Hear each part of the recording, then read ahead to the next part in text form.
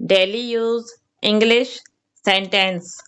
सिंधी जुमिलो आहे मां मुसीबत में आहियां।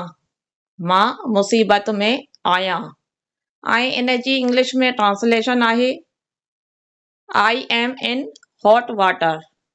आई am in hot water. In hot water इहो हिकु इडियम आहे, मुहावरो आहे, जंहिंजी इंग्लिश में माना आहे इन ट्रबल ऐं सिंधी में माना आहे मुसीबत में। ठीकु आहे, अगरि जुमिले में इडियम नथा इस्तेमालु करणु चाहियो त पोइ इन जी हीअं ट्रांसलेशन थींदी आई एम इन ट्रबल। मां मुसीबत में आहियां। आई एम इन ट्रबल याने इन हॉट वाटर जी जॻह ते तव्हां इन ट्रबल इस्तेमालु कयो। इन हॉट वाटर छा आहे? इडियम आहे। ठीकु आहे, अगरि इडियम नथा इस्तेमालु करणु चाहियो त पोइ तव्हां इन ट्रबल लिखंदा। ठीकु आहे, अगेन ॿुधायां पई मां मुसीबत में आहियां। आई एम इन हॉट वाटर। ठीकु, अगरि इडियम नथा इस्तेमालु कयूं त इन जी ट्रांसलेशन हीअं थींदी आई एम इन ट्रबल।